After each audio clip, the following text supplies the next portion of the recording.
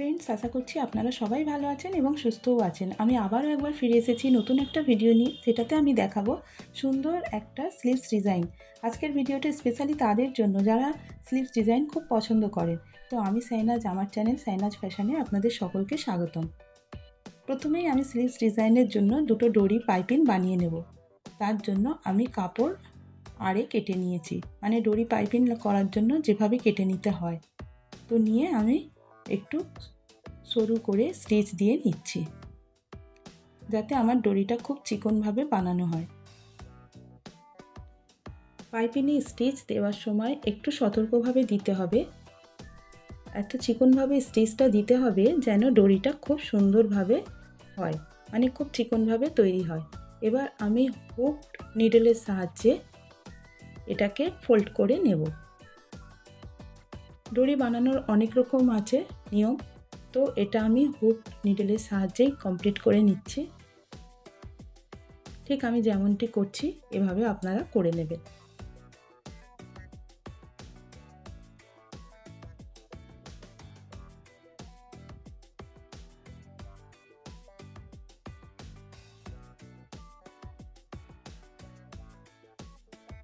খুব বেশি টানাটানি না করে হালকা হাতে এটাকে টান দিলেই হয়ে যায়।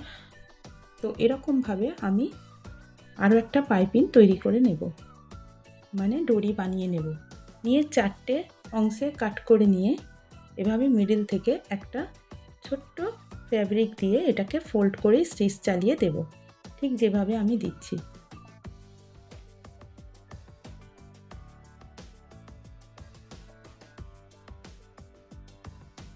বাকি ফ্যাব্রিকটুকু কাট করে দিয়ে এটাকে ফোল্ড করে উল্টে নেব।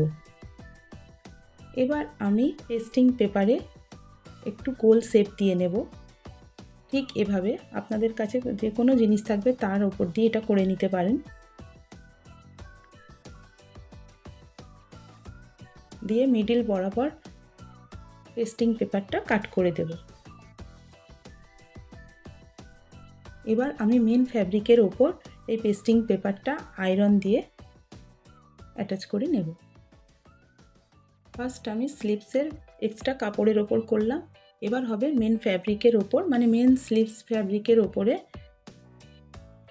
এই পেস্টিং পেপারটা আমি আয়রন করে বসিয়ে নেব।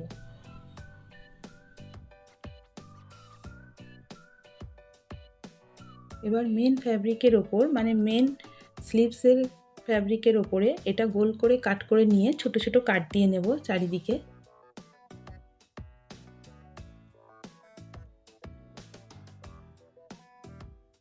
এইভাবে ছোট ছোট কাট দিয়ে নিলে ফোল্ড করা সুবিধে হবে। তো এইভাবে কাট করে নিয়ে আমি একটু গ্লু দিয়ে এটাকে ফোল্ড করে আয়রন দিয়ে দেব।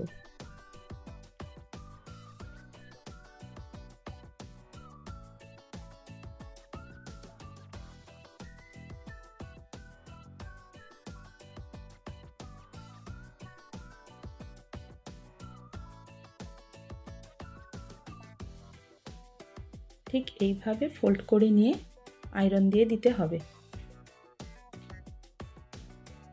এতে করে ডিজাইনটা খুব সুন্দর হয়।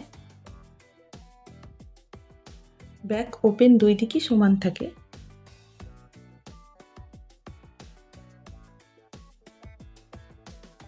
এবার বাড়তি পটির ওপরে আমি এটাকে, এই যে ডরিটা বানিয়েছিলাম এটা এরকমভাবে ফোল্ড করে দিয়ে আলতো হাতে ফোল্ড করতে থাকবো। আর চারটে ডরি চারদিকে ফেলিয়ে দেবো, মানে চারদিকে বিছিয়ে দেব।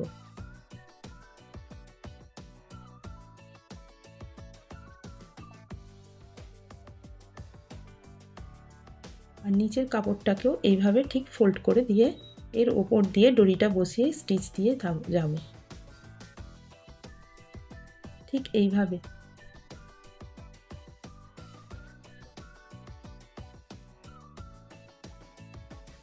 আস্তে আস্তে রাউন্ড শেপে স্টিচ দিয়ে,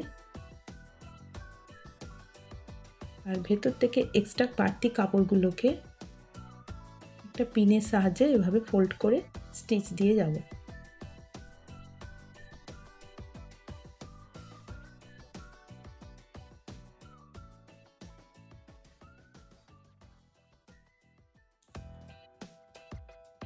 সেলাইটা খুব সতর্কর সঙ্গে আস্তে আস্তে করতে হবে, এখানে কোনো তাড়াহুড়ো করলে হবে না, তবেই কাজের মধ্যে ফিনিশিং আসবে।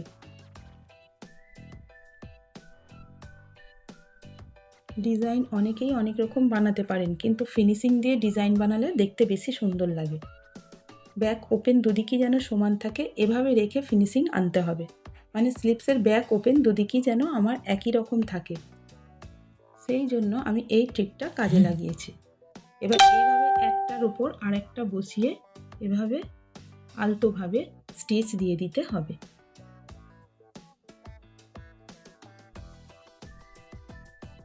ঠিক যেমনটি আমি দিচ্ছি, হালকাভাবে দিয়ে দিতে হবে।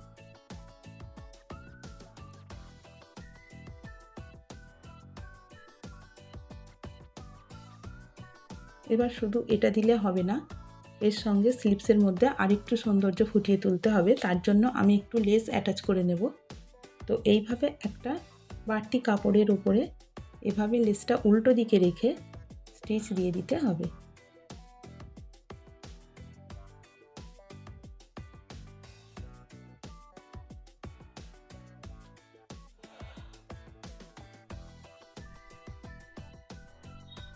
এবার মেন ফ্যাব্রিকটার উপরে উল্টোভাবে এভাবে বসিয়ে, ঠিক এইভাবে বসিয়ে বটমে আমি স্টিচ দিয়ে দেব।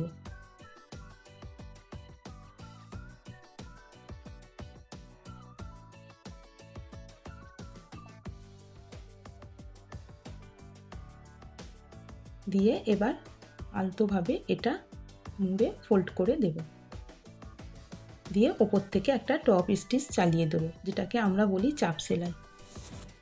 দেখছেন তো কত অল্প সময়ের মধ্যে একটা সুন্দর ডিজাইন কমপ্লিট হয়ে গেল। এটা খুব অল্প সময় লাগে আর দেখতেও খুব স্টাইলিশ লাগে। তো আপনারা একবার বানিয়ে দেখুন না কীরকম লাগে। আজকের ভিডিও আপনাদের কেমন লাগলো প্লিজ জানাবেন। ভিডিওটা যদি হেল্পফুল লেগে থাকে তাহলে লাইক দিতে ভুলবেন না, কমেন্ট করে জানান আপনাদের মতামত। আর এমন আরও ভিডিও পেতে চ্যানেলটাকে সাবস্ক্রাইব করে রাখুন। ভালো থাকুন, স্টাইলিশ থাকুন, সুস্থ থাকুন। কথা হবে পরের ভিডিওতে। আল্লাহ হাফেজ।